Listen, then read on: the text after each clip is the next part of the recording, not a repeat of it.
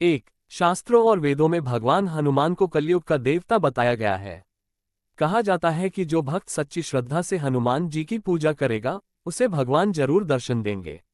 इसलिए इन्हें कलयुग का जीवित या जागृत देवता कहा गया है। तुलसीदास जी ने भी कलयुग में भगवान हनुमान की मौजूदगी का जिक्र किया है। तुलसीदास जी को हनुमान जी की कृपा से ही भगवान राम और लक्ष्मण जी के दर्शन प्राप्त हुए थे। कहा जाता है कि आज कलयुग में भी इन 5 जगहों पर भगवान हनुमान मौजूद हैं। गंधमादन पर्वत, इस पर्वत पर कलयुग में भगवान हनुमान का निवास है। इसके कई प्रमाण कई जगहों पर मिलते हैं। कहा जाता है कि कई साधु संतों ने भी इसी स्थान पर तपस्या कर हनुमान जी के दर्शन प्राप्त किए। महर्षि कश्यप ने भी इसी पर्वत पर तपस्या की थी। ये पर्वत कैलाश पर्वत के उत्तर में स्थित है। भगवान राम से अमर होने का वरदान प्राप्त कर हनुमान जी ने इसी पर्वत को अपना निवास स्थान चुना। किष्किंधा अंजनी पर्वत, इस पर्वत का उल्लेख रामायण में मिलता है।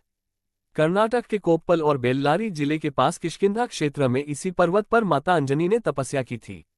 भगवान राम और हनुमान जी की मुलाकात भी इसी पर्वत पर हुई थी। कहा जाता है कि कलयुग में भी इस पर्वत पर हनुमान जी निवास करते हैं। रामायण पाठ, शास्त्रों में कहा गया है कि जहां भी रामायण का पाठ होगा, वहां किसी न किसी रूप में भगवान हनुमान जरूर उपस्थित रहेंगे। इसलिए कई बार ऐसा देखा जाता है कि जहां रामायण का पाठ होता है वहां वानर आ जाते हैं। नीम करोली बाबा, बाबा नीम करोली के भक्त उन्हें साक्षात हनुमान जी का ही अवतार मानते हैं।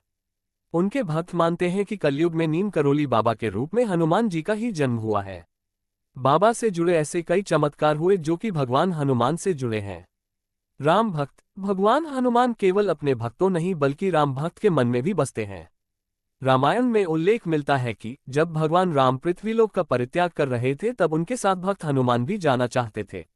लेकिन राम जी ने कहा, जब कलयुग का समय आएगा और धर्म का खात्मा हो रहा होगा, तब जो राम भक्त होंगे तुम उनके दिलों में रहना।